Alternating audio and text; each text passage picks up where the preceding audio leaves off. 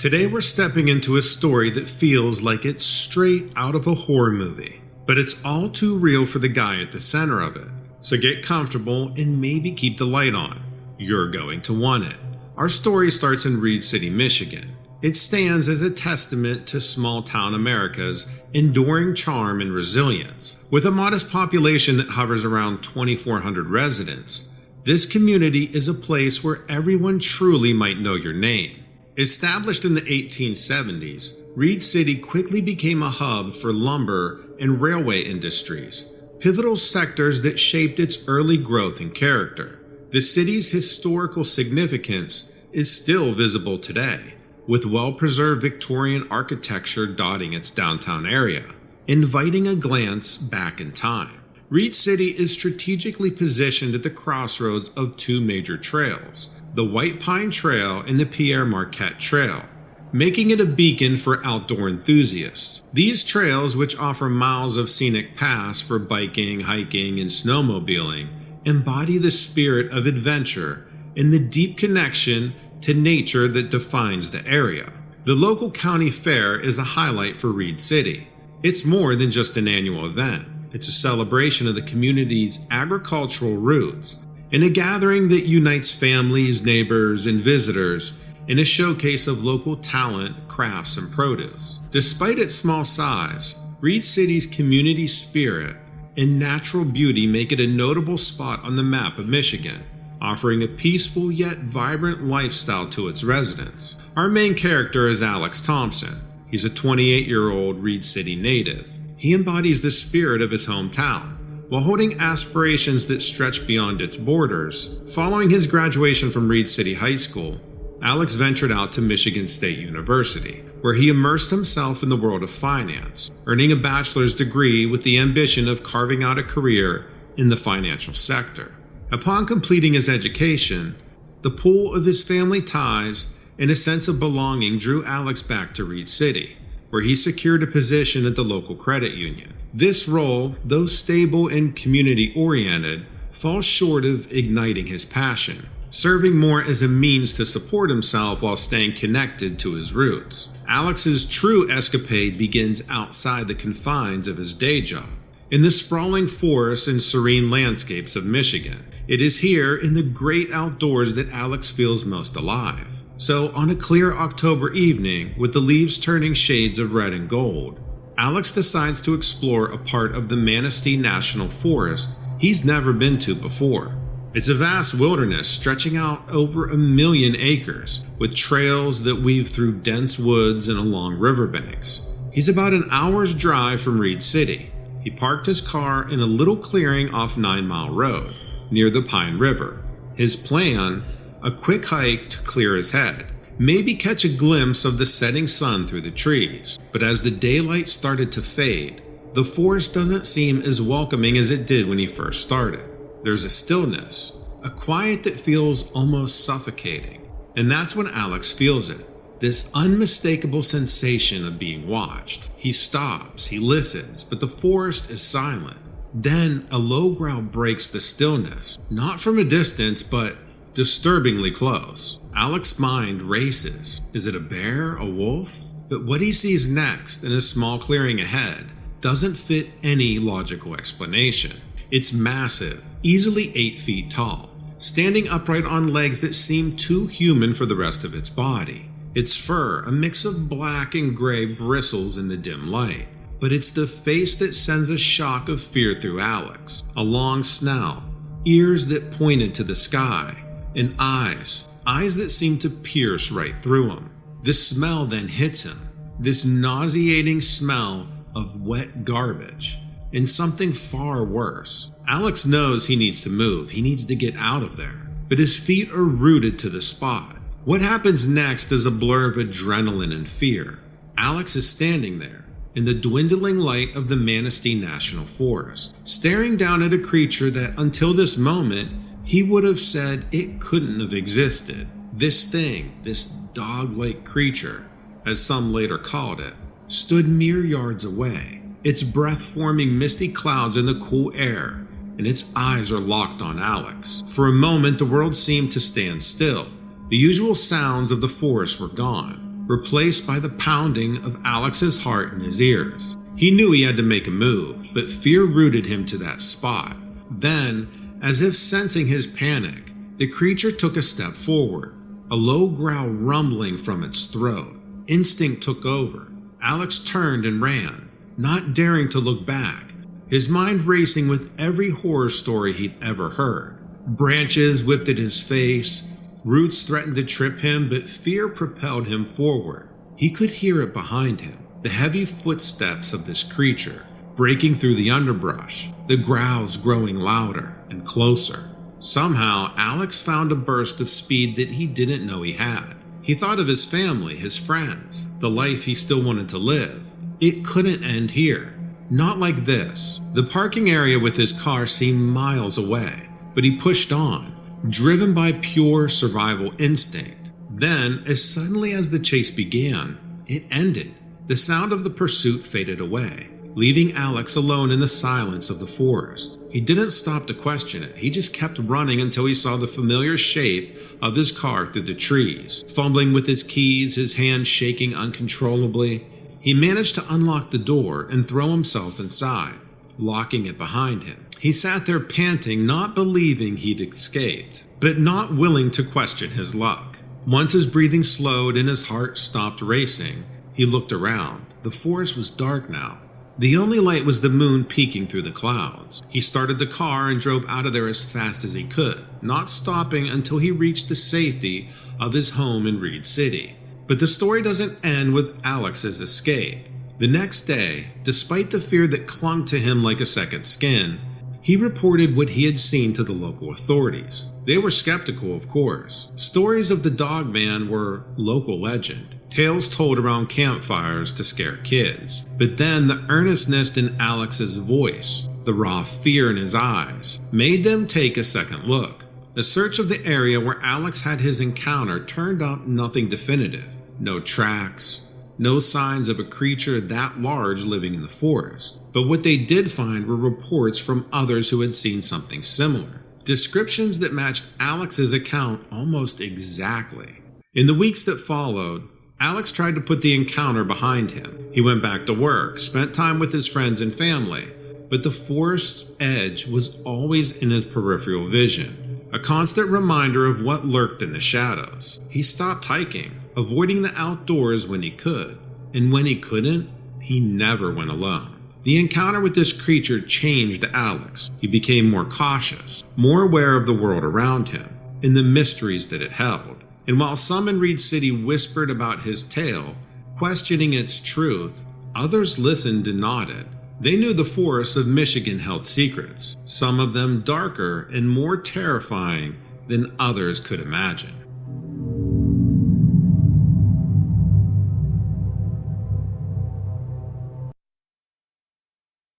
I just found your site today and was intrigued by all the stories I already listened to. I had a few of my own experiences that I thought might interest you.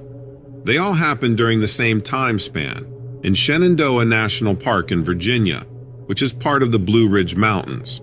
The year was 1976, and I was 15 years old at the time. My family and another family that we were friends with decided to take a vacation together for 2 weeks in August. We rented a large cabin near Luray, Virginia, on the western side of Shenandoah National Park. The area around Luray is beautiful. Lots of rolling hills covered with forests as far as you can see. Anyway, we arrived late in the afternoon at our cabin and got settled in before dinner time came around. We kids all ran around a bit while our parents unpacked, but I remember that it was an early night because everyone wanted to be fresh for exploring over the next day or so. After breakfast the next day, we all piled into our 2 cars for what turned out to be an all-day tour through Skyline Drive inside Shenandoah National Park. We stopped several times along the way to check out hiking trails, scenic overlooks, picnicking, etc. At one point during the mid-afternoon of that first day, while driving through a heavily wooded section near Big Meadows Campground, something ran across the road right behind us, but nobody saw it clearly enough since it happened too fast. This was back in the days when kids rode in the back of the station wagons, and so we were the only ones who saw it. but the grown-ups didn't believe us at first. Then, about an hour later after passing Skyland Resort, there are many hairpin turns along this stretch. I remember that at this point I was sitting up closer to the front when my dad's eyes suddenly opened wide, followed by him slapping both hands onto the steering wheel and screaming, "What the hell was that?" He swerved left, barely missing hitting another car coming from the opposite direction. Luckily, there wasn't anyone following close behind us since our friend's car was in front of us. My mother shouted back, asking what he saw. His reply was, "It looked like some kind of ape running across the road." Of course, no one believed him, and we all laughed thinking how ridiculous it was that he thought he saw an ape in the mountains of Virginia. But then, after returning to our cabin, which was located on a small hill with open fields around it, my friend and I were out back throwing a football. We had been playing for about 20 minutes when suddenly we heard loud crashing sounds coming from the tree line about 100 yards away. I remember looking up and seeing something moving fast through trees before disappearing behind them. We both ran inside to tell everyone, but no one took us seriously, except that I could see a certain look in my dad's eyes, and he didn't say anything out loud. I remember thinking that was strange. Later that night, our dads were grilling steaks on the porch, and the mom setting the table. At that point, laughter and fun was how the night was going, even though my friend and I couldn't shake the feeling of what we'd seen in the woods, but we tried to put it aside. It was a vacation after all. Just as we all started to sit down at the table to eat, my little sister tugged at my sleeve, whispering urgently for me to look out the window. The parents heard her whispers, and we all turned to look, and there it was, the ape my dad had almost swerved off the road for. It stood at the edge of the clearing, half hidden behind a large oak tree looking back at us, its eyes reflecting the porch light. There was a collective gasp, and I dropped the fork I was holding onto the floor. For a moment, nobody moved. It was real. We weren't just seeing things. Dad was the first to react, pushing back from the window and heading for the door, a strange look on his face. "Stay here," he ordered, voice firm. He grabbed a flashlight and the old baseball bat that was by the door. "This is for bears," he joked when we first arrived. We all watched, hearts in our throats, as he stepped into the night, the beam of his flashlight cutting through the darkness, and my mom begging him not to go. The creature, tall and covered in thick fur, watched him approach before turning back towards the trees. Dad followed at a cautious distance, the light bouncing with each of his steps. I can still picture it to this day. Mom then stepped out onto the porch and we followed her, since she was too distracted to shoo us back inside. We could hear the occasional snap of twigs and rustle of leaves as the creature moved through the forest, and Dad after it. He later told us he wasn't trying to catch it, just see where it was going, maybe understand what it was. Minutes passed, each one stretching out longer than the last, our imaginations running wild with every shadow that flickered. Then, the back door swung open, and we all spun around and went back inside. Thank goodness it was Dad who stepped in, unharmed, but with a wild look in his eyes. "It's gone," he said, "but I saw it, clear as day. It wasn't an ape, too big for that, and the way it moved..." He trailed off, shaking his head in disbelief. The rest of the night, we all stayed inside, no one really talking much. The adults whispered in the kitchen and kept glancing at the windows and doors while us kids pretended not to listen, huddled together in the living room. There was talk of park rangers and wildlife experts being called, but in the end, none of that materialized. I'm not sure why. The next 2 weeks passed without another sighting, but the mood had shifted. There was a rule made by the parents for us all to stay together during hikes, and the laughter was a little more forced. As for me, I couldn't help but feel a thrill every time we passed the spot where we'd first seen it, a part of me always scanning the tree line, hoping to catch another glimpse. Now, it's been many years since that trip, but the memory is as vivid as ever for me. It's a story that's been told and retold at family gatherings, each of us adding our own details, but the core of it remains the same. There's something out there, in the Blue Ridge Mountains, something that defies explanation.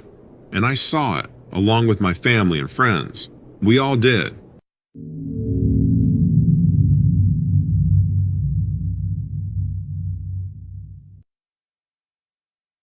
Hey everyone, Donovan here. Today I've got a story that's a bit out there, even for me. We're going to talk about Josh Paulson, a guy whose story you've got to hear. Josh works over at the Grand Canyon National Park. He is a great guy, and one of those rangers who's seen it all, or so he thought. So this one afternoon, Josh is doing his thing, walking the trails, making sure hikers aren't turning the place upside down. It's one of those perfect days, which mainly means not too hot. Josh is walking one of the less traveled paths. Because let's face it, the guy probably knows every rock and tree like the back of his hand. When he spots something weird with the ground, he finds these huge markings, sort of like footprints. But we're not talking hiking boots here. They're big and they're deep, like something heavy made them. Now Josh has been around. He's seen what the local wildlife can do. But this is different. These prints, he notices that they're leading off the trail and deeper into the canyon. Most people might think, okay, time to head back to the visitor center. But Josh, he's curious and professional. There's this part of him that needs to know more, and he also wants to know for the sake of the park. So he follows the footprints, because that's what you do when you're a ranger, and your backyard is one of the world's wonders. He walks for a while, following these strange signs, and ends up in a part of the park that doesn't see a lot of foot traffic. We're talking about the kind of quiet where you can hear your own heartbeat. He's looking around the entire time, scanning the surroundings to try and figure out what made the tracks. And that's when he sees it, this sort of makeshift hut, made out of branches. And this isn't some kiddie fort, it's big and it looks like it took a ton of effort to make. Josh is standing there, looking at this thing that absolutely should not exist, especially in this remote section of the park, and he's got that feeling. You know when the back of your neck gets all tingly? Yeah, that feeling. He takes a good look around, takes notes, the old-fashioned way, pencil and paper. He's scribbling down everything he can see, because even though he doesn't have a camera, this is something you don't just forget. By now, the sun's starting to get lower in the sky, and that's Josh's cue to get back before nightfall. He heads back, but he keeps what he saw to himself mostly, just telling a few of his colleagues, who he feels will take him seriously. Days turn into weeks, and Josh returns to that area on occasion, trying to figure out what in the world is going on. In fact, his excursions become the highlight of his day on the days he gets out there. He's out there with his notebook, jotting down every new thing he finds. It's like he's piecing together a puzzle, but can't find the most important pieces. Then, one evening, things get really interesting. He's out there looking around. That's when he hears it. Not a shout, not a howl, just this deep sound that rolls over the hills and through the trees. It rumbles through the surroundings and through his body. It's like nothing he's ever heard before, and it vibrates right through him. He books it back to base and tries to figure out what to do next. So, after that day, Josh is different. He's quieter, more thoughtful. The other rangers notice it too. He's still doing his job, still the same Josh, but there's this spark in his eyes on the days he heads back to that area. The days are ticking by, and Josh is out there every chance he gets looking for more evidence and some closure. Now, you might think this story ends with some grand discovery, some undeniable proof that Josh was right all along, and that he found evidence of a Bigfoot or Sasquatch or something. But it doesn't happen that way. However, he does find something else, something maybe even more important. Out there, in the silence and the wild, he finds a sense of wonder that he hadn't felt since he was a kid. He's reminded why he became a ranger in the first place, for the love of the untamed, the unexplained, the natural world in all its glory. One evening, as the season's changing and the air's getting that bite to it, Josh decides it's time to stop looking for any proof. He makes one last trip out to the structure, stands there a long while just taking it all in. He leaves behind his notebook, filled with sketches and notes, just to put closure to the whole thing and move on. As he's walking back, the sun dipping low, casting long shadows, he feels eyes on him. Not in a scary way, more like he's part of a club now, a secret club, and the other members are just out of sight, watching him go. Josh never talks much about his experiences after that. When he hears of visitors talking or asking about the creatures of the forest, he just smiles, a small, knowing smile, and goes about his business. And maybe one day, someone else will come across that structure, or hear that deep, resonant sound rolling through the canyon. Maybe then they'll believe, or maybe they'll just find their own sense of wonder, their own reminder that there are things out there beyond our understanding.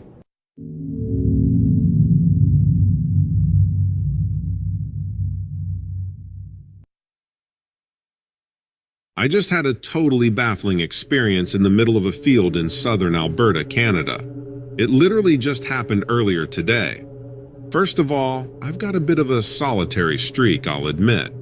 Not that I don't enjoy the company of others, but there's something about being alone in the wild that just feels right to me. Additionally, photography recently became a hobby of mine, a way to capture the things that words couldn't quite do justice. It's not professional by any means, but it's a passion.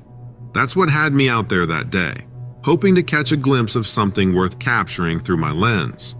So, I was just sitting on my ATV with my binoculars, looking at deer on the opposite side of a small valley, about 200 yards away.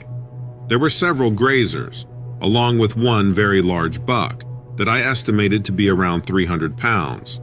After I had been watching them for about 10 minutes, something strange occurred.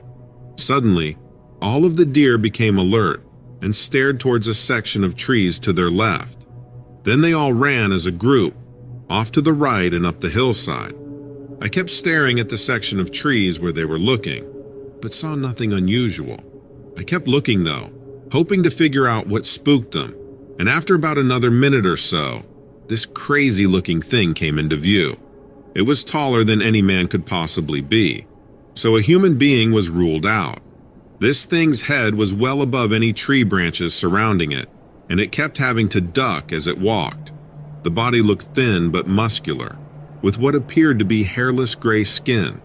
Its arms seemed disproportionately long for its body, as they hung down past its knees, which also appeared bent backwards, like some sort of bird leg, rather than being straightforward like our own legs. The creature stepped out from behind a large tree trunk, onto an open patch of ground, before swinging its head in the opposite direction, and then quickly moving back into cover again behind another tree.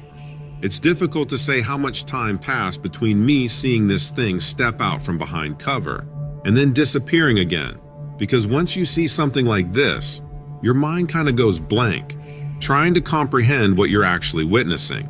Eventually, though, I regained my senses enough to look back through my binoculars, hoping it would come back out from behind cover, which thankfully it eventually did. It moved slowly and closer to where the deer had been standing earlier, which put it now within range for me to take pictures using my phone camera attached via a scope adapter. Even though this area is fairly flat terrain-wise, there are still slight rises and depressions throughout most fields here. So, due to those natural land formations, combined with the fact that this creature was hiding behind trees, I wasn't able to see its full body all at once. The first few photos only show it from about waist up, and later ones captured just a little bit more of its legs as well. The whole time I'm taking these pictures, my hands are shaking uncontrollably, so none of them turned out perfect, but some did come out better than others. I didn't want to keep looking through binoculars while also trying to take pictures, because I thought maybe, if it saw me doing that, then maybe it would know I was there and watching it, which might cause it to attack me.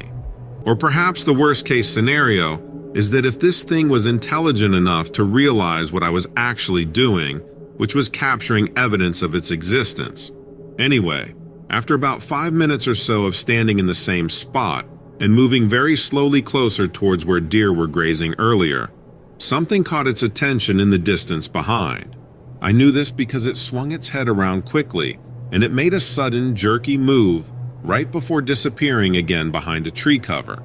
Another minute passed by until it came back into view, but this time walking away from my location and heading straight toward the woods on the opposite side of the valley. Soon after reaching the tree line, it vanished, and I never saw it again. As soon as I realized it wouldn't be returning anytime soon, I eventually decided to pack things up and leave the area myself too. I'm not sure whether I will ever go back again, though I probably should go back there at least once and take someone else with me. I feel I need another set of eyes on this because nobody else seems to believe stories like these happen all over the world, every single day. This all literally just happened to me earlier today, and I'm still trying to decide who I should take back there with me.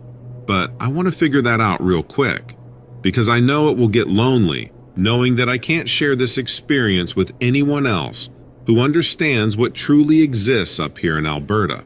Anyway, if you know of anyone who can help me understand all of this, please let me know.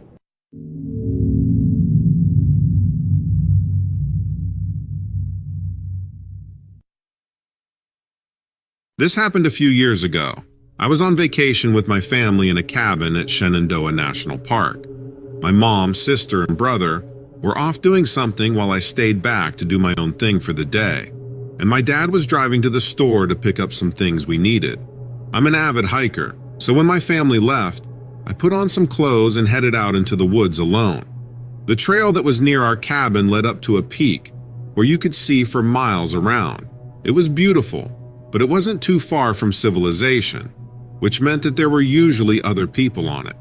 As soon as I got onto the trail, though, I realized that today would be different because there was nobody else around except me.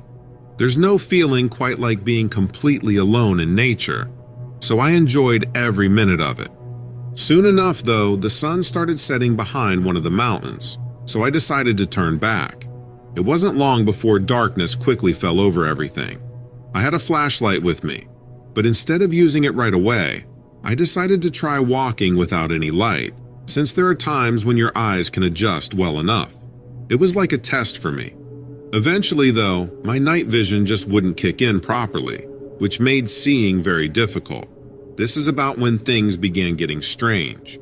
Anyone who hikes often knows that if you pay attention enough, you start picking up little signs such as broken branches or rocks placed in certain ways, indicating animals might have passed through earlier.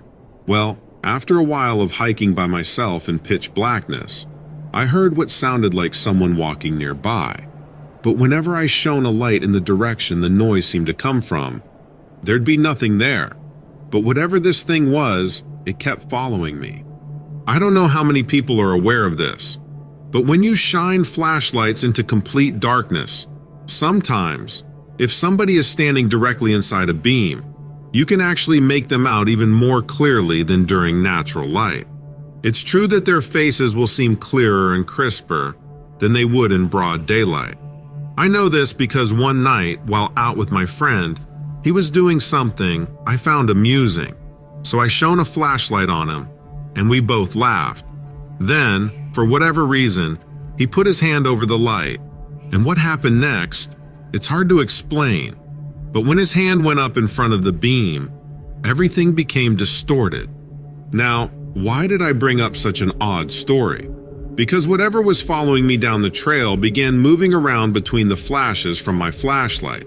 I didn't notice at first since there weren't any clear breaks in the branches, but eventually, I started hearing movement from several different directions every time the light flashed, almost like the beam from my flashlight was making the sounds, which would be weird.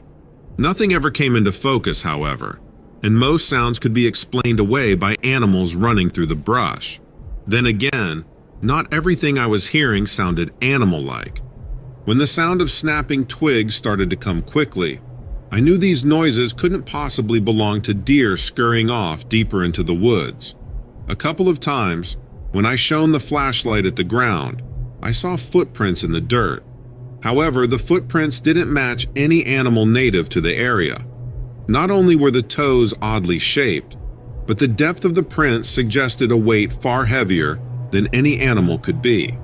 Then, as I continued walking down the trail and back towards the cabin, things kept getting weirder. There were times when I felt like something was standing right next to me, breathing into my face, but no matter how hard I tried, I couldn't make anything out. Eventually, I decided enough was enough, so I turned the flashlight on full blast and started swinging around wildly, trying to catch whatever might be following me. It's hard to describe exactly what happened next, but the best I can say is that everything became distorted. Trees, which should have been stationary, began moving like waves crashing against the shore. Stars blinked and shifted positions across the sky until the entire world seemed to twist sideways. The worst part, though, despite the intensity of the beam, only darkness filled the space around. Not a single detail came into focus. This lasted several minutes before finally subsiding, and thankfully that's when things started to return to somewhat normal. I certainly did not feel like I was alone out there, and I don't mean that in a good way. I decided to run back to the cabin. I have to admit that I was terrified that night would take a wrong turn and end up lost or, worse, dead. But somehow, I managed to find the correct path and eventually reach my destination without incident. Thinking back now, I realize I never heard noises once I had the flashlight on full blast, or while running back. Maybe they were scared off, or maybe they just gave up. Either way, I made it home safely. And let's just say that I'll never feel overly confident in the woods ever again. I now realize that nature has way more power than man ever will.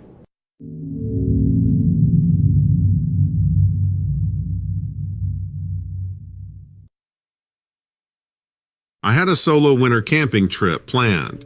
I know it sounds like a crazy thing to do, but winter camping can be pretty fun if you are prepared for the weather. Plus, I had gotten some new camping gear for Christmas, and I just couldn't wait until summer to try it out. I was no stranger to winter camping, but it had been a while since I had my four-season tent out. I had organized to head to a hike-in campsite at local state forest lands, about 5 miles from the access road. The trails weren't groomed that time of year, so I had to snowshoe in. It was pretty tiring, but the one nice thing about winter camping is you can haul all your gear in on a sled. So, no backpacks are needed. There were no other cars in the parking area, and there were no signs of any other campers. Of course, this isn't unusual in the dead of winter, since there are not that many people who like camping when temperatures get below freezing. I finally got settled into my campsite, and after packing down enough snow to set up the tent, things started to look pretty nice. According to the map, there was an easy snowshoeing trail nearby, along a scenic river that I was excited to get to the following morning. It's not unusual for the forest to be a bit quieter in the winter. Snow muffles sound, and yet I hadn't noticed any wildlife on my hike in. I didn't think it was too strange at the time, but looking back, there was definitely something wrong right from the get-go. I had just started to boil some water to cook dinner when I heard something flying overhead. A shadow passed by, but I couldn't see what it was coming from. But I could tell that it was big, maybe an eagle or a great horned owl. I tried to find it but didn't see where it went. My campsite was surrounded by trees, so it didn't feel unusual to see a large bird around. The rest of the evening was uneventful. I settled in for the night and was toasty warm in my sleeping bag. I was just about to drift off to sleep when I heard a strange sound. Well, the sound itself wasn't strange, but it was the location. It was the sound of a bird flapping its wings, but it sounded like it was just outside the tent. I got my headlamp out and started to unzip the tent to chase whatever it was away. I didn't see anything immediately, so I slipped on my boots and stepped just out of the tent to look around. I didn't want to spend much time outside since it was getting cold. I pointed my light towards the forest. I didn't see anything in the trees, but something reflected back off the light, closer to the ground. There was no mistaking it. They were eyes. I didn't see the creature when I first looked, because it was standing between the trees. The only thing that gave it away was its eyes. If you didn't look close enough, It looked like maybe the outline of a small tree standing amongst the others, but it wasn't. I could now see that it looked like the dark outline of a man, but with wings. The eyes were about level with mine. I knew it wasn't human because our eyes don't reflect light like that. This looked like the reflection you see when you shine a light on a cat at night. It was staring directly at me, but it didn't move. I screamed at it, hoping that would scare it off, but it just stood there motionless and staring back at me.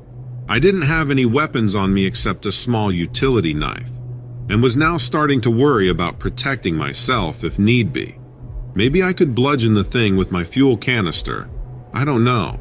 I couldn't hike out of there until the morning. Plus, I would have to walk right past the creature in order to leave. I didn't want to just go back into my tent, because then I wouldn't be able to see what it was doing. But there really wasn't a better option since I wasn't all geared up to be out in the cold. So that's what I ended up doing. I laid there awake all night, but the creature didn't bother me again. I looked for signs of it in the morning as I was packing up camp.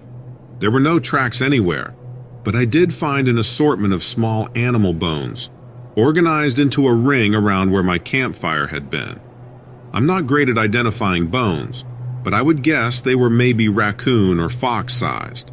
After seeing that, didn't stick around to look for anything else. I packed my gear in record time and booked it out of there. As I was leaving, I heard the sound of wings again, but again I didn't see the creature, and I didn't stay to look for it either. I don't have any explanation for any of it. I never told my friends or family. Nobody would believe I saw some birdman creature in the forest. There isn't a great ending to this story. I never figured out what the beast wanted or what the assortment of bones meant. It didn't exactly try to harm me, and it knew where I was that entire night. So I figure that if it had wanted me dead, I would be dead. I don't know if I trespassed on its territory or set up camp right where it lives, or what. I can say for certain that I'm never going back there. So if it was trying to scare me off, it did a damn good job.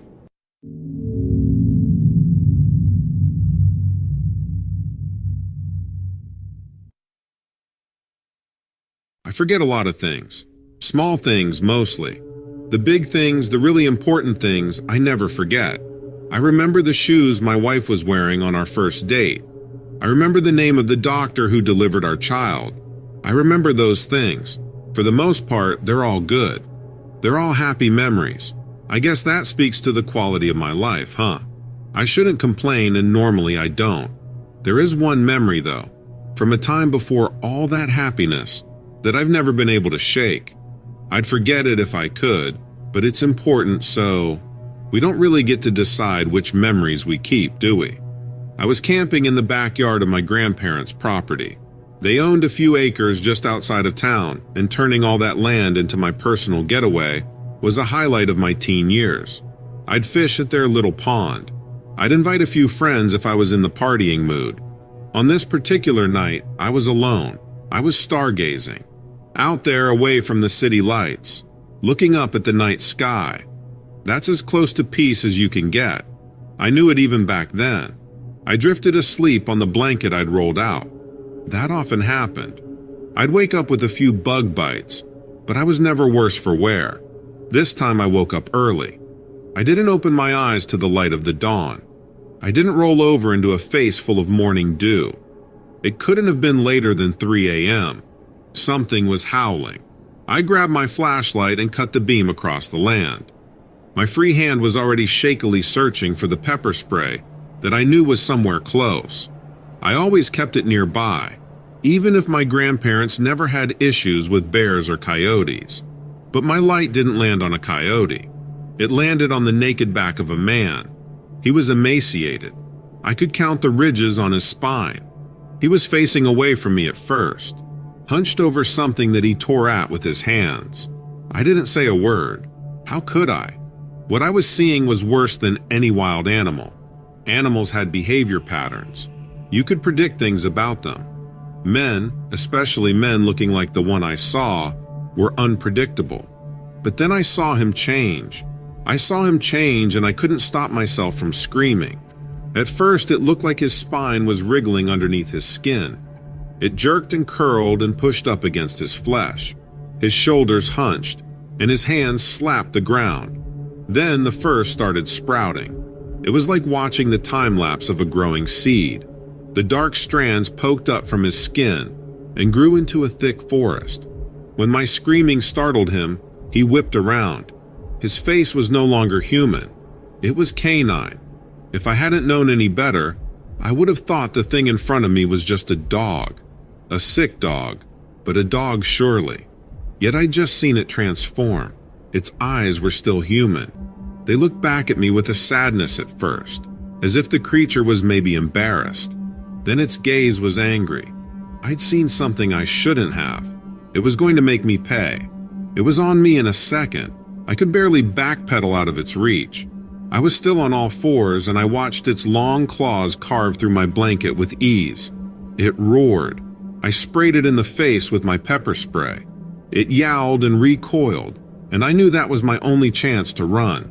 I got to my feet and sprinted for my grandparents' home. It was further than I remembered. With every step, I was praying that the front door would be unlocked. If I had to fumble with my key, I'd be done for. I'm sure my grandparents feared it too. That's probably why. I sprinted, panted. I ignored the painful white-hot stitch in my side. I risked a glance back toward the monster. It was done pawing at its eyes. It was glaring back at me again. Then it was running. God, it was running. It tore across the earth like a machine. The rumble in its chest may as well have been a screaming engine. It shredded the ground, kicked up the grass and dirt, and it closed in on me with ease. But I was already on the front porch. I was already wrapping my fingers around the door handle. Then I burst inside. I crashed onto my face and forearms. I turned around wildly and kicked the door shut. The beast didn't have time to slow down. It slammed into the door. I heard it crumple against the solid wood. I scrambled as quickly as I could, turning the latch as it started to rake its claws against the frame. It spit and cackled and made sounds no animal should make. The ruckus woke my grandparents, of course. My grandfather fired a rifle through the door 3 times. That quieted the monster down. We peeked through the windows. We opened the front door. It was gone, of course. It was smart enough to know that it couldn't contend with a bullet. It was a long time before I slept outside again. The nightmares were pretty consistent. They were unforgiving. Sometimes it felt like the moment I closed my eyes, I'd be back in that chase. I wasn't sure that I could escape the monster every time. I'm sure my grandparents feared it too. That's probably why we never talked about it. Although I did catch my grandfather peeking through the windows whenever the night got dark. Eventually, I got brave. Eventually, I laid down beneath those stars again. I haven't seen the creature since, but that doesn't mean I've forgotten it. I always remember the important things. In the back half of my life, that means carrying a gun when I'm outside.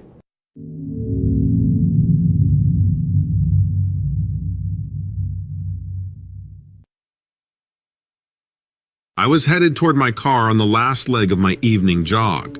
I preferred jogging at the state park near my house instead of the road. I had seen one too many pedestrian accidents in my community to feel safe running on the roads in the evening hours. Although, after my experience in the park, I don't feel safe running there anymore either. I don't typically jog late at night, but my shift ran a little longer than usual. I will say that the park is a little more remote than is probably safe for night adventures.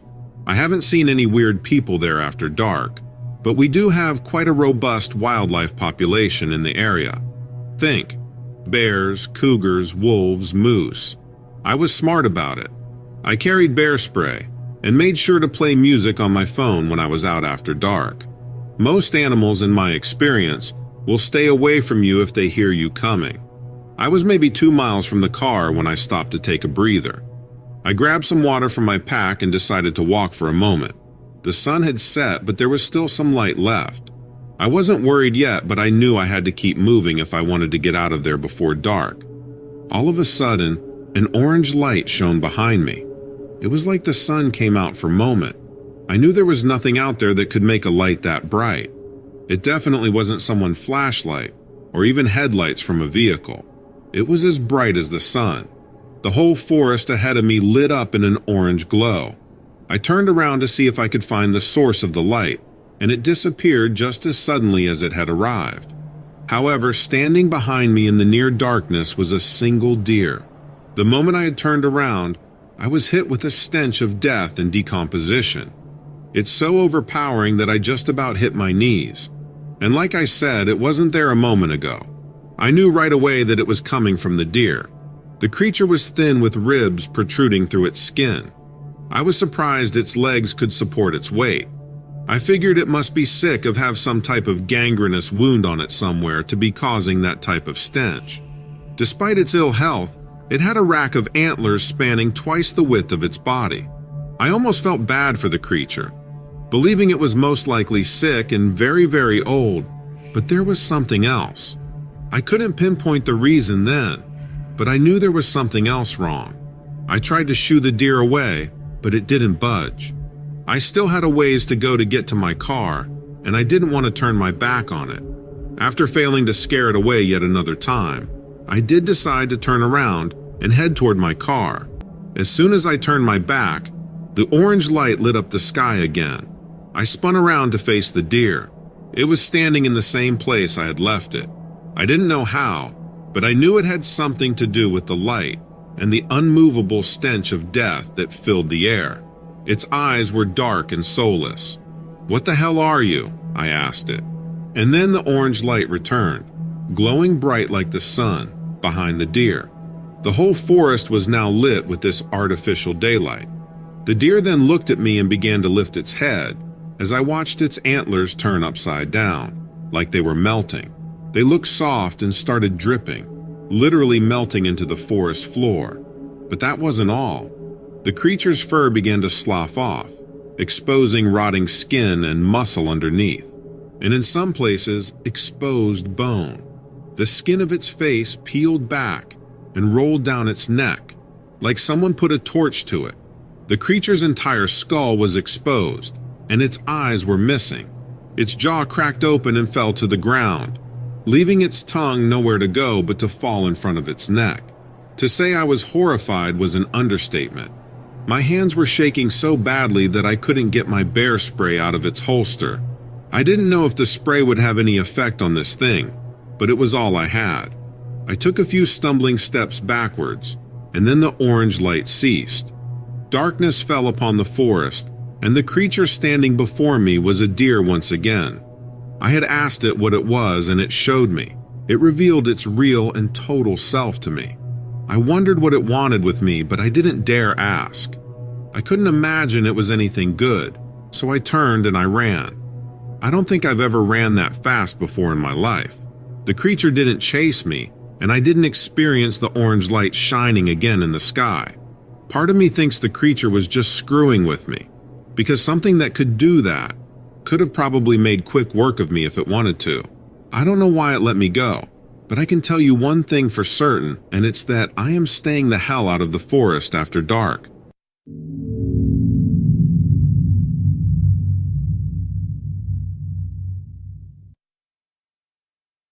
Brockway Mountain Drive in Michigan is one of the most beautiful places in the world. I was in the service for almost 10 years.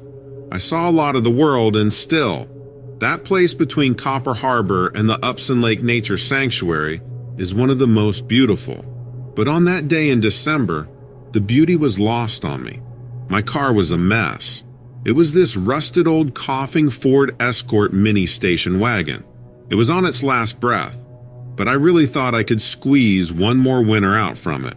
But as I rolled to the top of the Brockway Plateau just west of Copper Harbor, I had had enough. It died. It would not start, and it immediately got cold as is all get out outside. I already had a rusted out floorboard that caused snow and slush to spit up in my face while I was driving, and the passenger window was double thick saran wrap duct taped together. When it died on the top of the hill, I took a minute and got out and had a smoke. I then prepared for the ritual. The ritual was me heaving to push the car down the hill and pop the clutch to get it started. Today, my hope was only to make it back home. I had to get a new car. The time had finally come. I put it in neutral and pushed the escort to the edge of the plateau, and with the driver's door open, gave her one last shove and then jumped in. Down the hill I went. I popped the clutch, and for the first time, the damn thing did not turn over. It rolled to the lull at the bottom of the road and just stopped. Crap. Now I was stuck here until someone came along to give me a ride, and I had no idea how long that was going to be. And to make things worse, I was down to my last smoke. I did not even bother to push the escort off the road. I was so pissed off I just sat there and lit up my last Marlboro. I was leaning back, cold as hell and facing west, looking at the snow, trees, and the tiny, unlined, patched up, pothole-ridden pavement when a giant animal walks dead center. It was about 200 yards away. I almost choked on my cigarette. I felt all the hair on my body standing straight up. I lived in the Upper Peninsula, and we got so used to things, we sometimes forget that we are in the wilderness up here. And what the hell was this thing? I remember thinking, oh my God, as it stopped in the middle of the road and just started casually walking towards me. It was so terrifying for so many reasons. It was big, and it was coming at me. I was alone in a car that would not start. I had no idea what the hell it was. I immediately started turning the ignition. Come on, come on, come on, I started screaming. I was about to get out and run back up to the hill to the plateau, to the east behind me. The same hill I just had rolled down, but to my shock, the escort started. Oh, thank you, thank you, thank you. I was so happy. Then, this crazy-looking walking dog started yelling and began charging at me on all fours like a bull galloping at me. I wheeled the escort wagon around and puttered my way up the hill. I had already accepted death. That escort wagon would not make it get away from a child on a big wheel. All I could do was floor it and hope I purred up the hill and made it over the peak to the other side, headed toward Copper Harbor. I was so thankful the car did not die on me. I looked back and saw the devil spawn standing on the top of the hill, all proud and boastful, howling and screaming. Please make it back to town, I kept saying. And I made it back to town. After that, I did get another car, but I never sold the escort. I just could not part with her after she had saved my life from that dog man.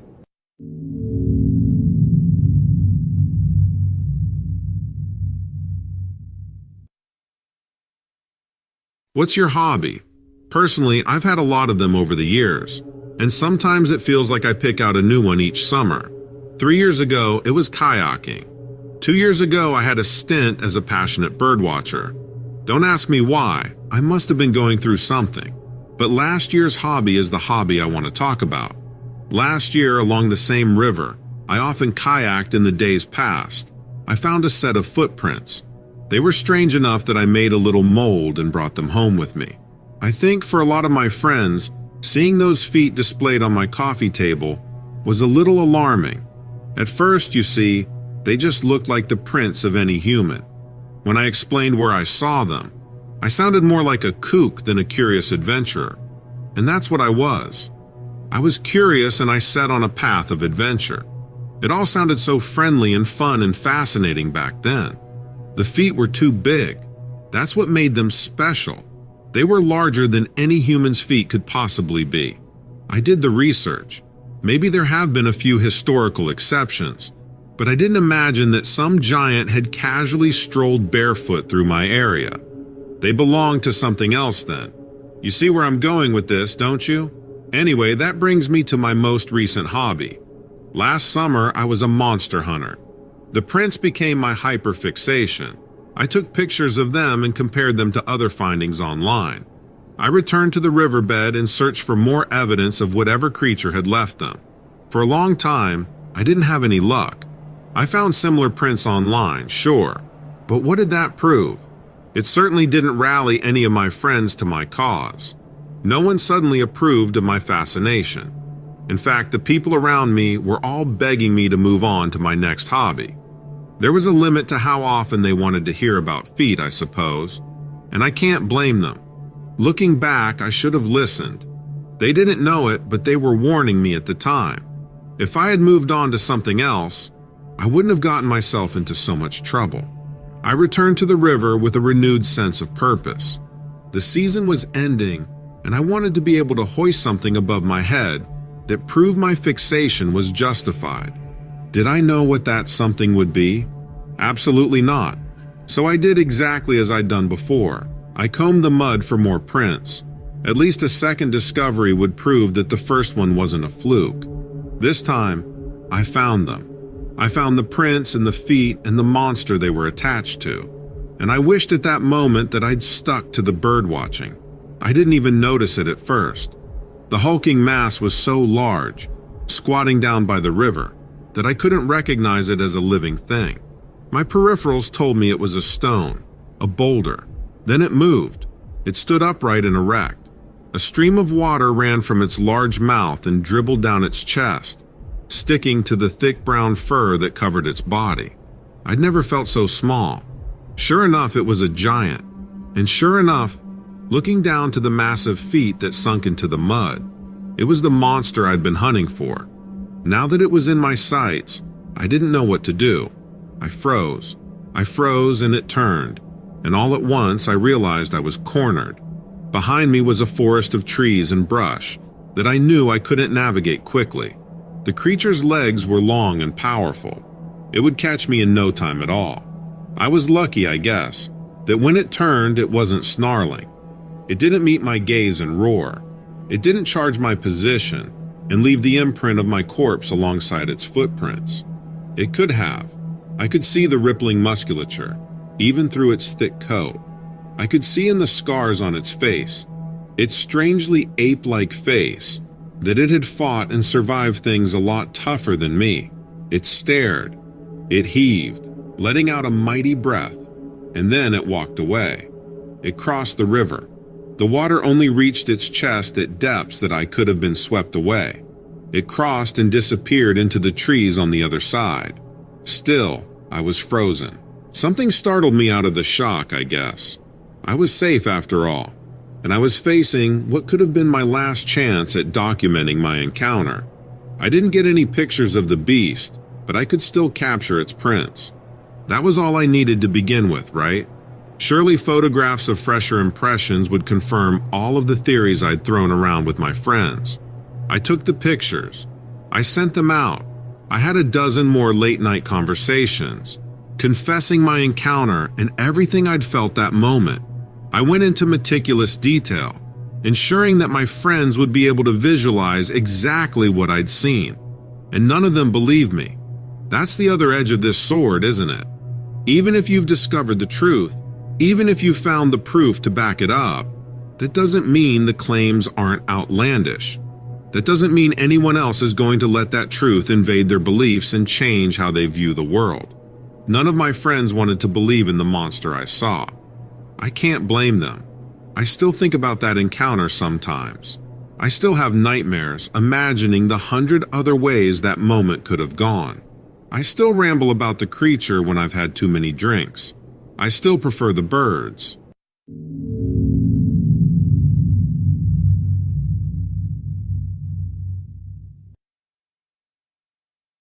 The heat had been something that year. Insufferable. It had been so hot that a person might do anything to escape the Texas sun. I know I was willing to do a lot. I was willing to agree to take a trip with my friends, a little excursion to the west of the town we all grew up in. I was even willing to help pitch our tents right along the riverbed, only to make our trek to the cool water that much shorter in the mornings. It was cold by the river, and we were thankful for that. It was even colder with the water up to your shins. And that was glorious. Walk far enough out and you might even find the tender current rising as high as your shoulders. We would have held our heads underwater for hours if we could have just to escape the sun. Lucky for us, the trees were gracious. The cedar and elm formed a ramshackle canopy, a poor imitation of a real jungle, but they did enough to filter out the sky's harshest rays. We thought we'd found a little weekend of heaven, but we could not have been more wrong. Between the four of us campers, there was a firefighter, a welder, an aspiring survivalist vlogger, and a line cook. Under normal circumstances, we could have thrived out there. We could have established our own little community and fallen off the grid if we felt like it. Circumstances became abnormal on the second night. While the rest of us retired, the firefighter opted for a late-night swim. None of us were particularly concerned, considering the river never flowed at a dangerous pace. After we zipped our tents shut, we heard some splashing. That was uncharacteristic of the firefighter. We listened, each of us isolated in our tents, when we heard a grunt and a sudden scream, and we simultaneously leapt to action. All three of us discovered that we weren't the type to be paralyzed by our fear in that very moment. Despite our quickness, when we emerged from our tents, the firefighter was gone. The river was still. The woods were quiet. We laughed and congratulated our friend on a prank well pulled. But he didn't come back. We waited. We searched the area as well as we could in the dark. Exhaustion was heavy in our bones by the time dawn started to arrive. It became easier to search the more light that we had. The survivalists found some tracks leading away from the water, so we all followed them. Funny enough, the tracks led to where we parked our vehicles. We all had a laugh as we made our way back to the road. We had set into a dire panic instead of considering that the firefighter had just gotten spooked and ran for the cars. We figured that he was probably still asleep in the back seat of his vehicle. But we were wrong about that too. His car was gone. He hadn't just been spooked, he had been terrified. He left his phone back at camp, incapable of calling the rest of us. Before we could finish scratching our heads, a branch snapped in the woods behind us. Something was moving in there. It was heavy. It had to have circled around us as we arrived on the road, cutting us off from our campsite, cutting us off from our gear, our keys.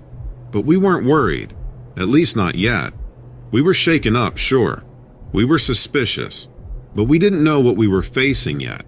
Then, when a man walked out of the woods with a face like a dog's, fear swallowed us whole.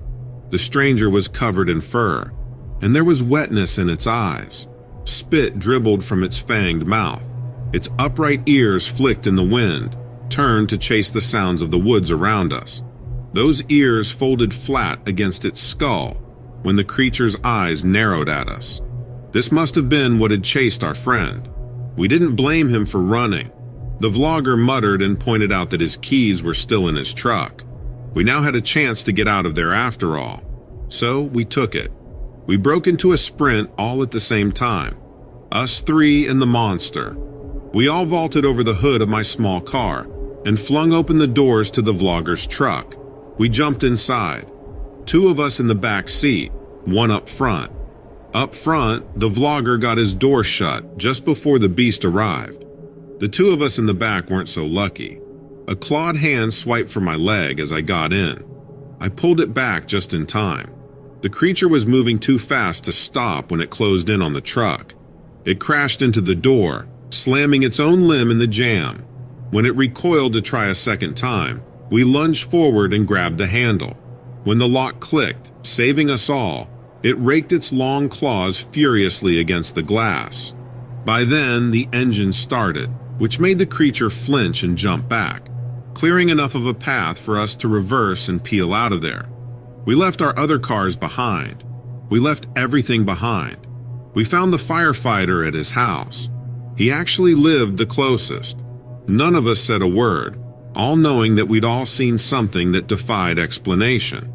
We stayed there for the night, and when the next day came, we went back for the cars. Whatever was left at the campsite stayed there. None of us wanted to go back in to gather anything. We'd had enough of a brush with a monster. We weren't going to open ourselves to a second encounter. It's been a few years now, and the story hasn't come up between us. None of us has told a soul, not as far as I can tell. I guess that makes you all the first, at least outside of our group. I'm sure you'll forget about it quicker than the rest of us. Unless maybe you've seen something too.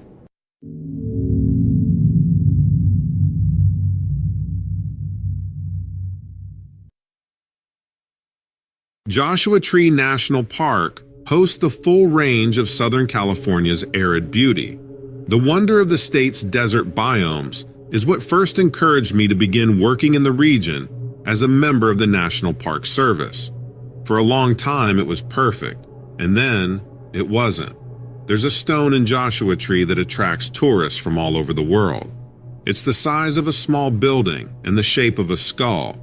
Its massive, hollowed-out eyes are permanently fixated on the dry expanse of the park. I love that stone. I think maybe it loves me too. I know that's a weird thing to say.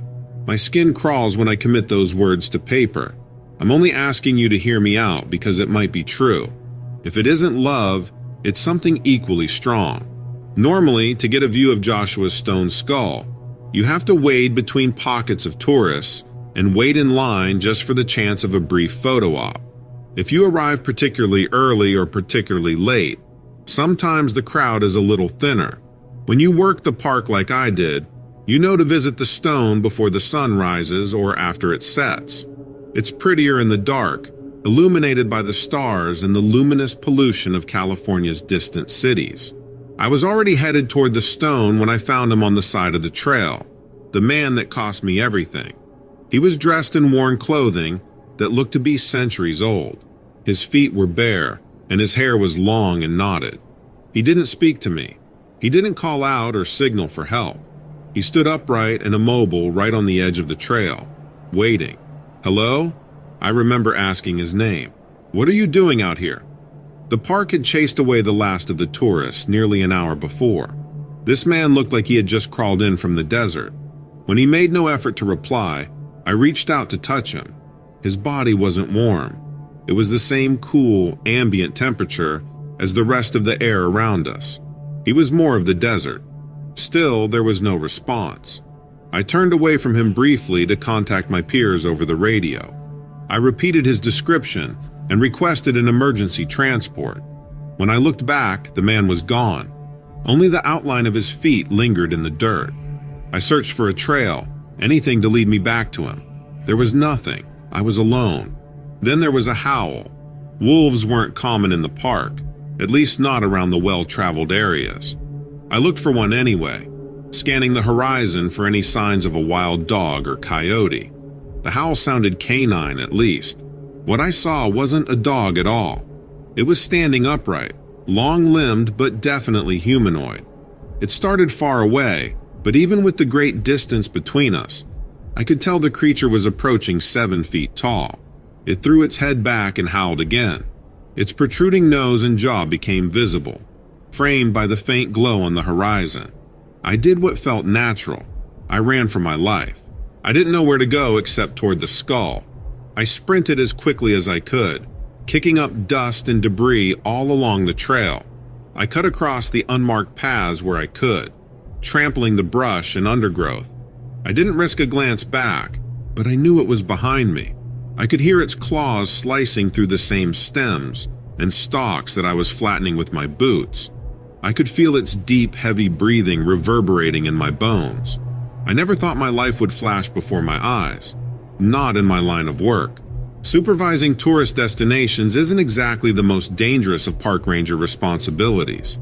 That night, I saw it all. I saw my 5th birthday and my father's funeral. I saw my partner and our child.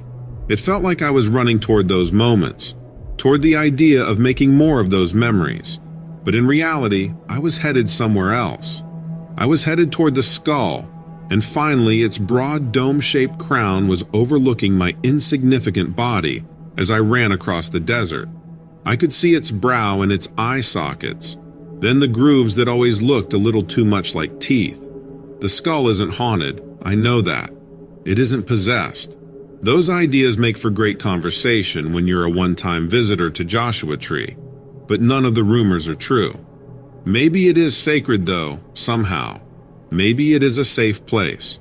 I ran up the hill surrounding the stone, and when I finally reached its base, I slipped. I crashed face first into the dirt and skidded to what I was sure would be my end. I weakly rolled onto my shoulder and looked back the way I'd come. The monster wasn't there. It wasn't breathing down my neck or raising a clawed hand to finish our chase. It wasn't circling the perimeter, waiting for the perfect time to strike. It was just gone, as if the skull had repelled it. I inched back toward the desert and found more footprints in the dirt. Bare human footprints. When my peers arrived, prepared to escort the stranger back to our medical facility, I was hysterical. I didn't know how to stop talking about what I'd seen. Even as the days stretched into weeks, I was released from the service shortly after that, with instructions to consider my mental health. They cast me out and told me to keep quiet. That's why I'm talking. That's why I'm telling the story. There must be a reason they want to keep it secret, right? Someone doesn't want the world to know about the man in the desert. Someone doesn't want the world to know that the skull-shaped rock in Joshua Tree might actually be protecting us.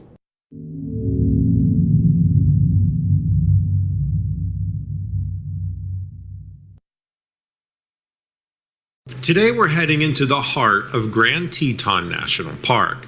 Now, if you've never heard of it, Grand Teton is this massive stretch of wilderness in Wyoming. It's famous for its jaw-dropping mountains and valleys that look like they've been ripped straight out of a painting. But as I found out, it's not just the beauty that gets people talking. There are stories, the kind that you whisper around campfires, about things in the park that can't quite be explained. That's what brings us to Norman Jackson, a park ranger who spent more years in the Tetons than most of us have been driving. Now, Norman's the kind of guy that you would trust to guide you out of a blizzard blindfolded. He knows the park like the back of his hand, which is why when he says he saw something out there, you better believe it's worth listening to. Our story starts on a day just like any other in the Tetons, except for Norman, it turned out to be anything but ordinary. Imagine the scene. The leaves are turning that perfect shade of autumn. The air's got that crisp feel to it, and Norman's out on patrol, probably thinking what's for lunch. Only he's about to skip lunch altogether. He gets this feeling, like when you're sure someone's watching you, but you can't figure out from where. It's not a bear, it's not a lost hiker, it's something different. Now, I know what you're thinking. Here comes another one of those wild cryptid stories, right? But stick with me. What Norman stumbled upon that day challenges everything we think and we know about the wild spaces of America. It's not just a story of a man coming face to face with the unknown. It's a reminder that no matter how much we map, photograph, and we walk through these lands, there are still secrets out there, waiting just beyond the next ridge. So grab your favorite snack, settle in, and let me take you on a journey into the shadows of Grand Teton, where the line between the known and the unknown is thinner than you've ever imagined. This is the story of Norman Jackson and his encounter with something truly unexplainable. Norman Jackson just isn't any park ranger. He's a legend in his own right at Grand Teton National Park. Picture this, a guy who spent more time among the trees than anyone else. Norman's the kind of ranger who wears his uniform like a second skin and knows the trails like the back of his hand. He dedicated his life to the great outdoors, protecting it, understanding it, and making sure others enjoy it safely. Born and raised in a small town on the outskirts of Wyoming, Norman was practically destined to work in one of the country's most beautiful national parks. From a young age, he was fascinated by the natural world, spending every moment he could exploring the wilderness that was his backyard. It wasn't just a hobby for Norman, it was a calling. He knew he wanted to make a difference, to be a steward of the land. After college, where he studied environmental science, Norman landed his dream job at Grand Teton. It was here, among the towering mountains and serene lakes, that he found his true purpose. Over the years, Norman became more than just a ranger.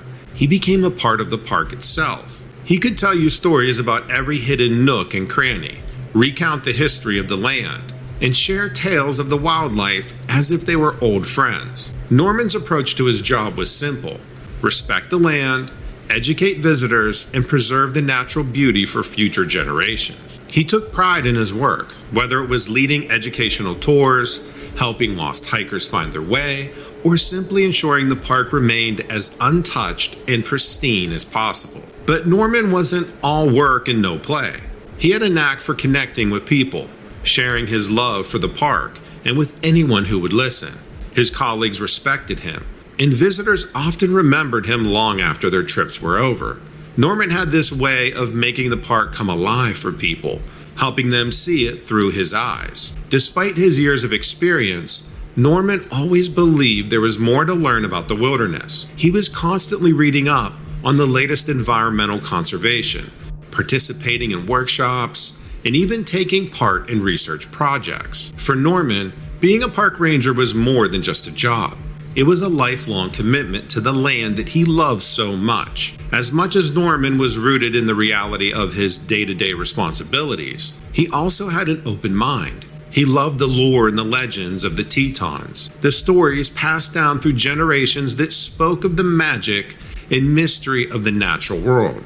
Norman knew that for all the scientific knowledge he possessed, there was still so much that remained unexplained, so much wonder that science couldn't quite capture. In Norman Jackson, you'll find the heart and the soul of a true outdoorsman, a guardian of nature's secrets, and a believer in the endless possibilities that lie within the wild. Now, this wasn't just any day for Norman.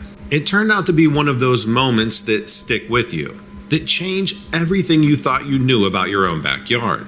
Norman was out doing his usual rounds in Grand Teton, something he'd done 1,000 times before. It was a crisp morning, the kind where the air is fresh and the world feels like it's just waking up with you.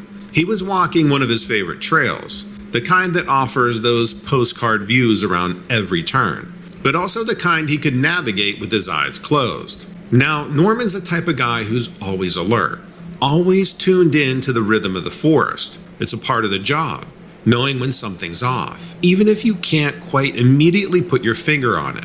That morning, he knew something was off. He started feeling like somebody was watching him. Not in a creepy, someone's out to get you kind of way, but enough to make the hairs on the back of your neck stand up. He looked around, expecting maybe a deer or at most a bear, but just the usual chirping of birds and the rustling of leaves under his feet. He tried to shake off the feeling and keep going, but it wasn't long before he heard something, a rustling in the bushes right off the path. Now, in the Tetons, hearing something in the bushes isn't exactly headline news. It could be anything from a small critter to a large animal. But this was different. It sounded big, and it wasn't trying very hard to stay hidden. Instead, it was like whatever was making the noise wanted to be just loud enough to be noticed. Norman stopped in his tracks. Part of him wanted to radio in or turn back, but he's not the type to leave a mystery unsolved. So he decided to check it out. He approached slowly, making little noise as possible, until he reached a clearing where the trees opened up. The sunlight poured in, and there it was. Standing on the other side of the clearing was something Norman had no words for. It was big, easily topping 7 feet, covered in fur, with antlers that seemed too big to be real. But it was the eyes that got Norman. They were deep, almost human, and they were staring right at him. For a second, everything went silent. It was just Norman and this creature looking at each other. Then, as quickly as it appeared, the creature turned and vanished right into the forest. Norman was left standing there trying to make sense of what he had just seen. Was it a trick of the light? His imagination running wild? He knew it wasn't. He'd seen something that didn't belong in any book or wildlife guide that he ever read. Norman stood there for a while longer, half expecting the creature to come back, but it didn't. Eventually he headed back, his mind racing with questions. What was that thing? How had it stayed hidden all this time? And most importantly, would anybody believe him if he told what he saw? You know how after seeing something you can't quite explain, the first thing you want to do is tell somebody about it. That's exactly where Norman found himself after his encounter. Walking back, his mind was buzzing. He was trying to process what he had just seen. But one question kept popping up. Who's going to believe this? Back at the ranger station, Norman was unusually quiet. Normally, he'd be the first to crack a joke or share a story from his patrol, but not that day. His colleagues noticed, of course. When you spend as much time together as they did, you get good at reading each other. "What's up, Norman?" one of the guys finally asked. "You look like you've seen a ghost." Norman hesitated. How do you even start explaining something like that? "I saw something out there," he began, keeping it vague. But the room went silent, all eyes on him. Encouraged by their attention, he described the creature, trying to stick to just the facts. He talked about the size, the fur, those antlers, and the eyes that seemed to look right through him. There was a pause after he finished, the kind of silence that feels heavy, loaded. Then came the reaction. Some were skeptical, their eyebrows raised in that sure kind of way. Others were more curious, asking questions Norman had already asked himself 100 times on the walk back. A few even laughed it off, suggesting that he'd just seen a particularly large elk or maybe a shadow of a tree playing tricks in the light. Norman expected this. He knew how it sounded. Grand Teton was full of wildlife, sure, but a creature like the one he described? It was the stuff of campfire stories, not ranger reports. The skepticism didn't surprise him, but it did make him second-guess himself. Had his mind been playing tricks on him? He knew what he saw, or at least he thought he did. Doubt started creeping in, but deep down, there was this unshakable feeling of having witnessed something truly unexplainable. The skepticism wasn't just about whether people believed Norman's story. It was a reminder of how hard it is to shake up established beliefs. Here was Norman, a respected ranger known for his level-headedness, facing raised eyebrows over something he couldn't prove. It was a tough spot. On one hand, he wanted to convince everyone he wasn't just making it up. On the other hand, he wondered if it was worth the hassle, knowing how it sounded. The encounter and the reactions it sparked left Norman at a crossroads. Part of him wanted to dig deeper, to find out if there was any truth what he had seen. Another part wanted to just let it go, to chalk it up to a trick of the mind or light. But curiosity, that same curiosity that made him a great ranger, won out. He couldn't let it go. He needed answers, even if he was the only one looking for them. So despite skepticism, or maybe because of it, Norman decided to start on his own investigation. He wasn't sure what he would find, if anything at all. He had to try. Norman's quest for answers wasn't an easy one. The more he dug, the more questions he had. He talked to other rangers, combed through old records, and even reached out to local historians. Everyone had a story or a theory, but nothing solid. Nothing that could explain what he saw that day in the woods. Despite hitting dead end after dead end, Norman couldn't shake the encounter from his mind. It was like a puzzle he couldn't solve, a mystery without a key. The skepticism from his colleagues didn't help either. Some thought he was obsessed, chasing shadows. Maybe they were right. But to Norman, it felt important, like he was on the edge of something big, something that could change the way that we see the natural world. As weeks turned into months, the buzz around Norman's story started to fade. Life in the park went back to normal, or as normal as it can get when your backyard is one of the most stunning places on earth. Norman went back to his routines too, but with a new sense of awareness. He found himself paying more attention to the shadows between the trees, listening a little closer to the whispers of the wild. The forest felt different now, more alive, filled with possibilities. In the end, Norman never did find the creature again. He never got the proof that he had hoped for, the evidence that would silence the skeptics and satisfy his own burning curiosity. But that's not to say he came away empty-handed. The experience changed him, opened his eyes to the mysteries that lie hidden in plain sight. It reminded him that no matter how much we learn, there will always be something beyond our understanding, wonders that defy explanation. Now, Norman's encounter became one of those stories that get passed around the ranger station, growing with each telling. To some, it's just a tall tale, a bit of folklore unique to Grand Teton. To others, it's a reminder to keep an open mind, to remember that the world is full of surprises. For Norman, it's a bit of both. He's come to terms with the fact that some questions don't have answers, at least not yet. But that doesn't stop him from looking, from wondering what's out there, waiting just beyond the next ridge. And so our story ends not with a conclusion, but with an invitation to keep exploring, to keep questioning. Norman Jackson's encounter in Grand Teton National Park reminds us that the natural world is a source of endless mystery and wonder. It challenges us to look closer, to tread lightly, and to respect the unknown.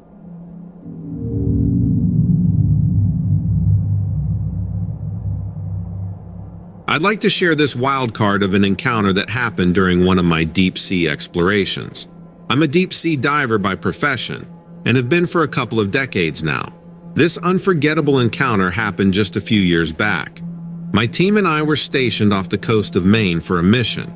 Our job was to chart a previously unexplored underwater cave. Nothing too out of the ordinary. We set off in the afternoon. The sun was casting the ocean into a beautiful blush as we boarded the watercraft. The first few hours of the dive went as expected. I inspected the undersea terrain, took numerous samples for the lab, and marveled at some rare crustaceans. I remember I was in a narrow section of the cave, looking at a curious rock formation, when things started to get a little strange.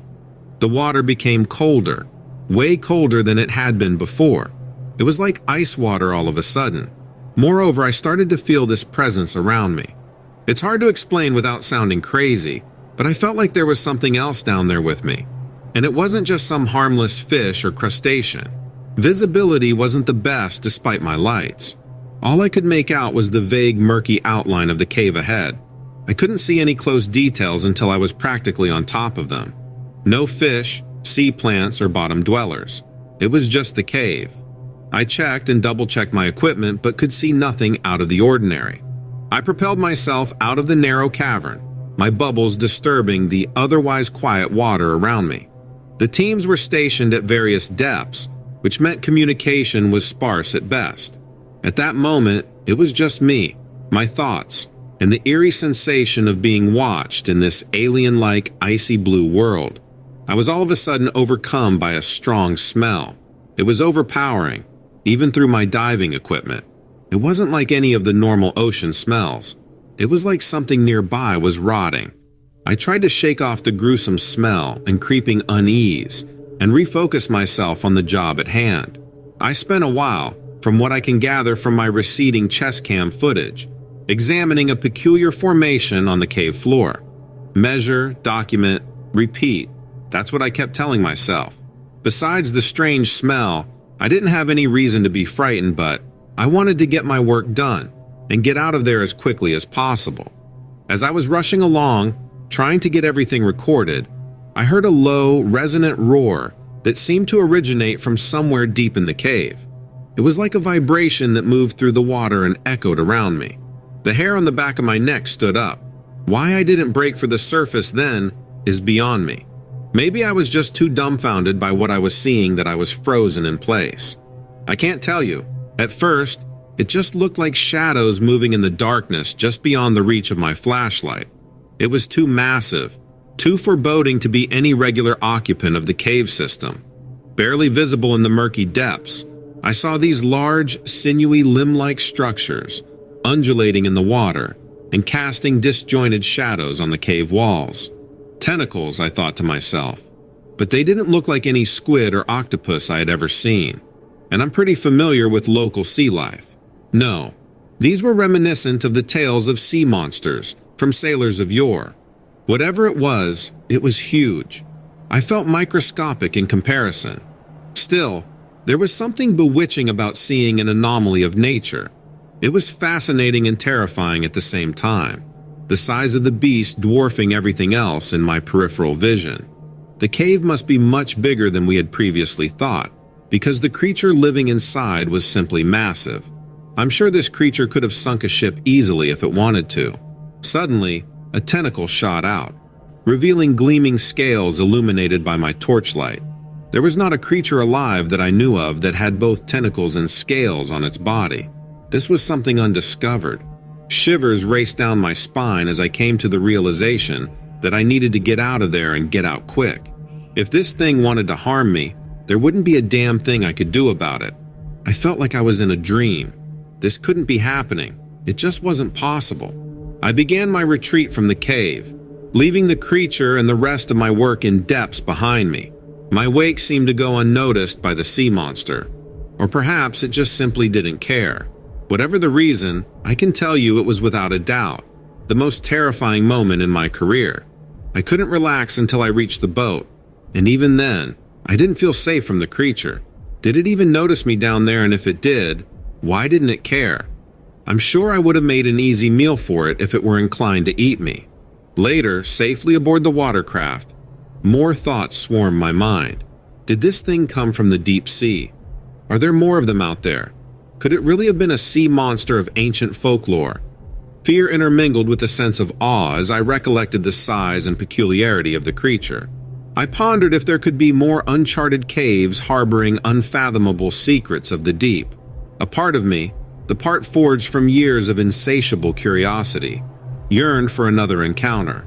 But the rest, the natural instinct of survival, implored me never to return to the area. Wherever I recount this story, I am reminded of how very little we know about our world and the abyss that lies just beyond our understanding.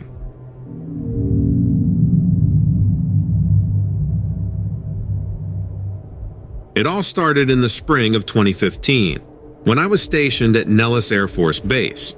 If the name rings a bell, it's probably because it's a stone's throw away from the infamous Area 51. As a seasoned fighter pilot, I've spent a fair share of my life in the cockpit, testing state-of-the-art avionics systems over the Nevada desert. It's a job I had dreamed about since I was a kid, and let me tell you, flying one of those fighter jets is every bit as exhilarating as you'd imagine. However, on that particular day, excitement wasn't exactly what I was feeling. It was another routine test flight, just me and my F-22 Raptor streaking across the sky at 30,000 feet. The desert unfurled in front of me, an endless stretch of barren land that, after all these years, still held a certain sense of alien beauty for me. With my helmet on, snug in the confines of the cockpit, my hands intuitively worked the buttons and switched the controls. My fingers traced the familiar grooves of the steering stick, the reassuring weight of authority at my fingertips. Across the polished instrument panel, multicolored lights blinked, each tracked and analyzed by dozens of tiny sensors.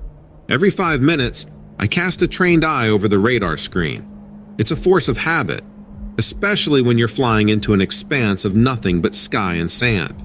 That day, as my eyes scanned the radar, something odd popped up. It was a tiny, inexplicable blip. For a moment, my mind thought it was nothing more than a glitch, maybe a stray bird, or worse, a malfunction in the system. But deep down, my gut twisted with a sense of unease that was hard to ignore. "Control, this is Sierra 21, I radioed, my voice muffled under the mass of my helmet and the hum of the engine. "I've got an unidentified contact on my radar, 9 miles out and closing in fast. Please confirm if there are any other units in the vicinity." Sure as hell, I knew there shouldn't have been. My flight plan had been penciled in weeks ago, and a sizable air gap separated me from any other scheduled flights. But there it was, on my radar screen, and it was rapidly closing in on my position. Responding to my call, Control's voice crackled over the headset, saying, "Sierra 21, the skies are clear. The anomaly must be an error." But something in my gut told me it wasn't just a glitch. The blip was drawing closer. Dipping the nose of my jet, I descended for a visual inspection. The surface of the desert gradually enlarged on my screen as I went lower, the Earth's details sharpening into focus. A tumbleweed interrupted the smooth undulation of sandy waves amidst the shadows thrown by jagged mountaintops. Against this backdrop, a shape materialized. My breath hitched as I got a clear view. It was a silver object and shaped just like a flying saucer out of a science fiction movie. The exterior appeared to be a mix of multiple types of metal, one non-reflective while the other had an uncanny iridescence to it. The craft stood out starkly against the arid landscape. It was the size of an average sedan, but as I inched closer, it began to glow, illuminating the surrounding airspace with a vibrant light show of blue and red. It was completely impassive, hovering motionlessly as if time had frozen for it. But suddenly, it tilted on an invisible axis, and then it shot upward. It moved rapidly, subtly morphing as it went, rounding out, the spinning lights on the object intensifying. I jerked back on the stick, pitching my jet into a swift ascent, adrenaline pumping thrumming veins as I chased the UFO. It moved erratically, buzzing with a sound that seeped into my cockpit, a low-frequency vibration that seemed to shake the very atoms in the air around me. As I drew nearer, a blast of white light erupted from the object. Squinting through the bloom, I saw it alter its trajectory, angular momentum carrying it around in a sheer arc, and in doing so, defying the very principles of aerodynamics I learned at the academy. Half out of instinct, half from bracing fear, I whacked the transmit button on my control panel. Sierra 21 to control. I'm in visual contact with an unidentified aerial vehicle. I repeat, I have a UFO in my sights, I hollered. But the radio remained eerily silent. We danced in deadly synchrony until, without warning, the object flared brighter. A pulse of energy erupted from it, bathing my jet in a garish light before it jettisoned off into the darkening horizon in an instant. The craft slipped from my sight as if it had never been there in the first place. The skies went quiet after that, and the only reply I received from control was echoing static. I couldn't believe what I had just seen. It was nothing short of extraordinary and terrifying. My mind worked hard to explain this unprecedented phenomenon, only to realize it was an act of futility. As I guided the Raptor back towards the base, I collected my thoughts, realizing that the reality I knew had just been dramatically reshaped. For weeks after the incident, I felt a hollowed sense of emptiness. People asked questions, offered hypothesized reasoning, and I grappled with the constant unbelief that hung heavily in their gaze. Despite the disbelief and ridicule, I know what I saw. I could never forget the metallic object, the unearthly hum of its engines, those blinding lights. In the silence of the night, I'd lie awake, gazing at the star-studded sky, pondering if we were really alone in this vast cosmos. Unsettling as it was, the encounter imparted me with a revered sense of the unknown, forever changing my perspective of the sky and beyond.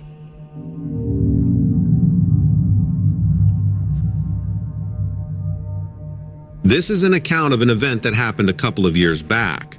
I lived in Flagstaff, Arizona at the time, and a friend of mine invited me to a rare cultural experience, a Navajo ceremony in Monument Valley.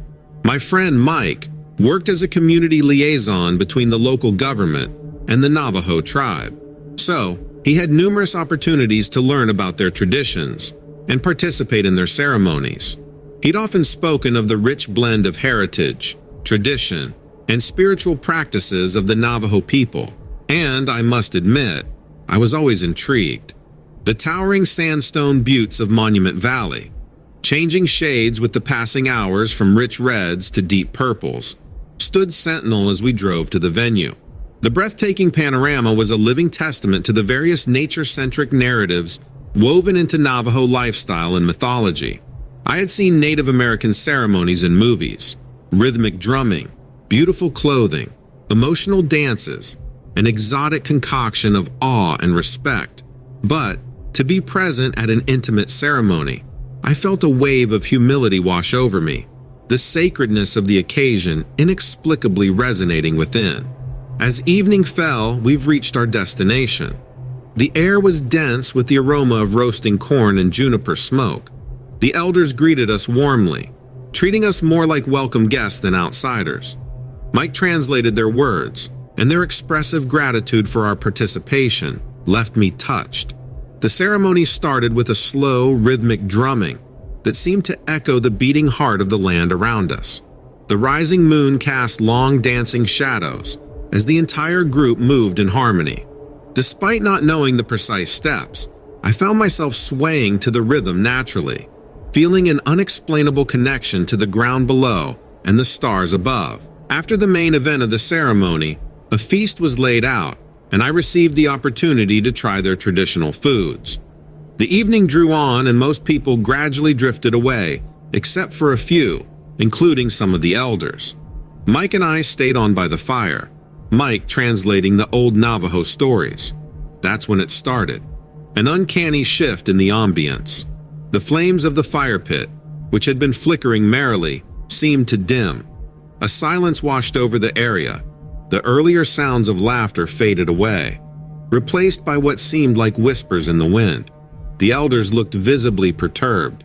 Then, a sound broke through the eerie quiet, a shrill, unholy laughter that seemed to hang in the air around us. The noise was unfamiliar and terrifying, echoing off the silent buttes around us. It took me a moment to realize, horrifyingly, that the laughter was an imitation of Mike's own rich, resonant chuckle. The connection was undeniable and utterly chilling. Suddenly, I noticed a shadow move at my peripheral vision, a slender, agile form, swifter than any man, darting between the buttes. It was too quick for me to make out more than an impression, a sense of long limbs and a hunched posture, the impression of speed and stealth. The moonlight barely touched it, like it was made of the shadows themselves. Something deep within me, an age-old primal instinct, echoed a singular warning in my mind. Danger. That's when I heard it, a noise that set my hairs stand on end. It was Mike's voice, but wrong, repeating a phrase that he had earlier spoken. Except Mike wasn't talking. He was sitting right by me, his mouth closed, his eyes wide. That twisted mimicry drifted over to us from the shadows, clear as day. And then a figure emerged from the shadows. At first, I thought it to be a man, about 6, no, maybe 7 feet tall. But as it stepped forward into the dim moonlight, I noted something strangely off-kilter. Its posture was entirely wrong, hunched, jerking, but still graceful in a malevolent way. The face struck a vague resemblance to human, but haggard and distorted in such a way that screamed unnatural. A new odor wafted from the figure, earthy and musky, like a wild predator, but undercut with the scent of decay. Up till that moment, I'd entertained a desperate wish that it was a mindless prank.